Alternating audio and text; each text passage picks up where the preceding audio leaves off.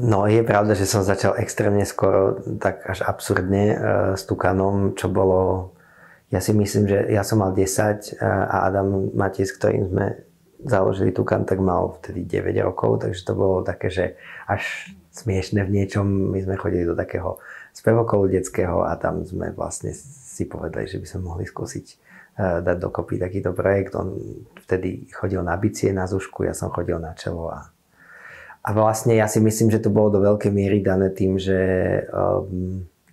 Adamov otec je Daniel Matej, hudobný skladateľ, môj otec, alebo teda celkovo moji rodičia, mám pocit, že veľmi ako keby nás tak inšpirovali a stimulovali v tom nejakom kreatívnom myslení, takže ono to tak prirodzene podľa mňa z toho zišlo, že ako deti nám prišlo, že je super skúsiť niečo. My sme sa dali dokopy podľa mňa v roku 2004, alebo tak nejako. Teraz by sme mali 20. výročie. A niekedy 2012-13 sme podľa mňa skončili. Ale nebol to ako taký koniec, že by sme prestali zrazu spolu robiť hudbu. My sme sa tak prirodzene pretransformovali do toho, že sme začali spolu hrávať elektroniku. A viac nás oboch začalo baviť robiť ako keby vlastnú hudbu a to sme tak nejako sklbili dokopy a z toho vznikol potom ten ďalší projekt, ktorý sa volal Ingmidget and Piony. A Ingmidget and Piony už bol taký ako keby projekt, kde sme boli každý za seba, preto tam boli tie dve mená a ja som ako dlho potom fungoval ešte ako Piony a Adam dlho fungoval ako Ingmidget, on sa teraz volá DJ Gap. A ja som vlastne si vytvoril nový pseudonym Isam Azing s tým, že som ako keby chcel zachovať obidva a vlastne stále ich tak nejako zachovávam. Ak to myslíš v mysle ako keby živobytia, zarábania peňazí, tak si myslím, že sa to stalo asi 4-5 rokov dozadu, takže že naozaj som sa začal živiť čistou hudbou. Primárnou v nejakom ako keby koncentrovaní mojej energie na ňu, tak to podľa mňa ostala od tých 10 rokov. Že mal som veľmi jasne zadefinované odtedy, že mal som pocit, že sa to nedá. Naozaj ako keby, že dlho špeciálne ako keby tu na Slovensku, ale ja som odišiel študovať do Londýna takého zrýchleného bakalára na takej škole, ktorá sa volá SAE, je to skrátka School of Audio Engineering, tam som študoval v podstate také viac technické veci a v tom Londýne som mal pocit, že tam je to vlastne extrémne ťažké, že ale možno keby, že tam zostanem a snažím sa, tak možno po nejakých 5-6 rokoch by sa mi podarilo do toho postupne dostať. No a ja som sa vrátil na Slovensko, ale nebolo to z dôvodov pracovných, skôr ako keby osobných a tu som si vlastne začal hľadať prácu, dal som takú nejakú len výzvu na Facebook a sa mi ozvalo veľa ľudí a začal som robiť dubbing a nahrával som vlastne ako zvukár dubbing asi nejakých veľa, podľa mňa 5 rokov. Len zistil som, že to nie je také jednoduché, lebo človek sa proste nezapína a nevypína úplne v tej kreativite a nie je to tak, že sa vie naprogramovať. A do toho mi začali ako keby postupne chodiť také veľmi akože zaujímavé projekty a skôr teda čo sa týka filmovej hudby.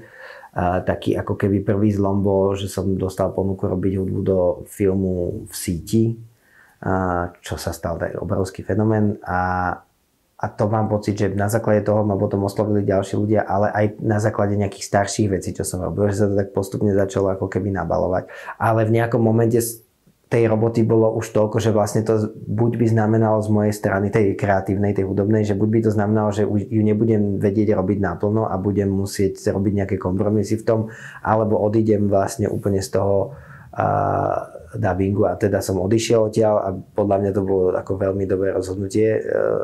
Najväčší problém mám teraz s tým, že mi chodí toľko zaujímavých projektov, že ja ich vlastne neviem odmietať a sa mi stane, že mám toho príliš veľa, ale naozaj odtedy vlastne som nemal také, že hluché obdobie. S Katou to bolo tak, že ona oslovila mňa s tým, že to bola hudba do divadelného predstavenia pre Slovenské národné divadlo, ktoré režíroval Ondrej Spíšak. A Kata mala z toho strach to robiť sama a v tom čase ešte, teraz už je veľká frajerka a robí väčšinu vecí sama a myslím si, že ich robí veľmi dobre.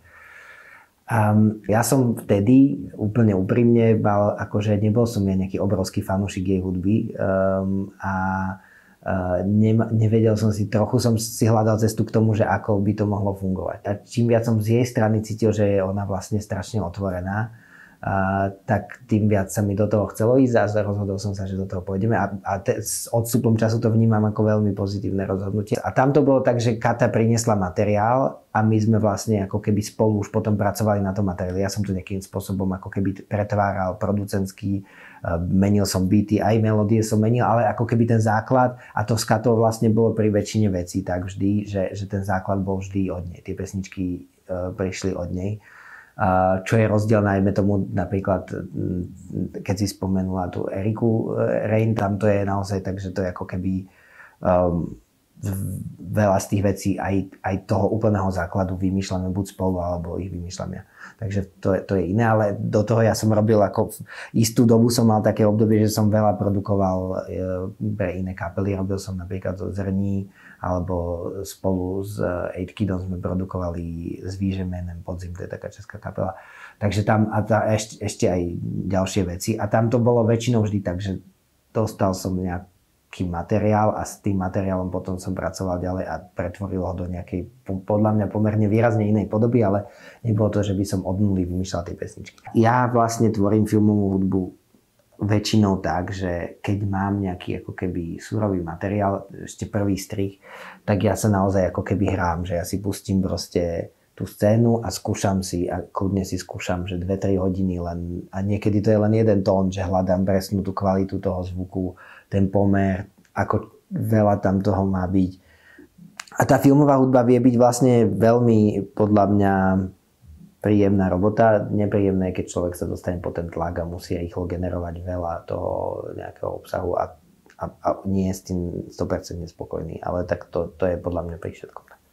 Reproduktory, pár nejakého hardvéru, zvukovku a počítač. Ja si veľmi veľa nahrávam zvukov, že veľmi veľa si nahrávam, keďže trochu hrám na violončelo, tak veľmi veľa pracujem so zvukom violončela a častokrát si nahrávam také, že si dajme tomu na mandolínu, nahrám nejaký jeden ako keby len ostinato a z toho potom vidím a k tomu dokomponujem tie veci. Viac ma to tak baví, cítim sa menej ako keby úplne pripútaný k tomu počítaču.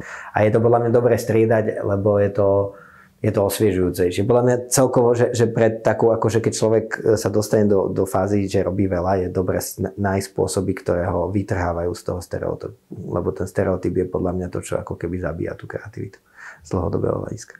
S tým albumom Isama Zingovským, tak som najprv hrával skoro čisto elektronicky a postupne som to začal obohacovať viac a viac o akustické nástroje a vlastne som zistil, že ma to viac baví. Viac ma baví ako keby ten nejaký moment tej improvizácie v tom živom hraní.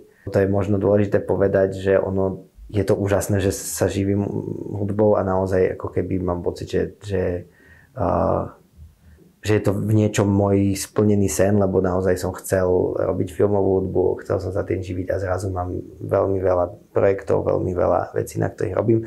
Tá druhá stránka toho je, že naozaj nemám moc čas na čisto vlastnú tvorbu, takú tú úplne odpútanú od všetkého, lebo proste tých projektov je príliš veľa. Toho času na tú vlastnú tvorbu je málo a to je niečo, s čím teraz ako keby najviac zápasím, že chcem vytvoriť ako keby taký nejaký systém, aby som bol schopný sa venovať aj tým svojim veciam voľným úplne, lebo mám pocit, že bez toho, aby som sa ich venoval naozaj naplno a venoval im rovnako veľa času ako tým veciam, ktoré ma živia, ktoré mám rovnako rád, ale nie sú tak slobodné možno. Čo je vlastne paradoxne sa mi teraz ako keby trochu deje to, že sa začínam dostávať viac do zahraničia s tou filmovou hudbou, že ma oslovili na nejaké projekty, ktoré už nie sú československé, ale sú ako keby mimo. Podľa mňa je fakt veľmi, veľmi dôležité udržať si tú chuť a potom v momente, keď človek vycíti, že je tam možnosť ako keby sa odraziť niekam ďalej, tak ju využiť. Že je podľa mňa dôležité nenechať ten strach ako keby vás odradiť od nejakého rozhodnutia, ktoré vás môže posunúť ďalej k tomu, aby ste robili to, čo naozaj chcete. To si myslím, že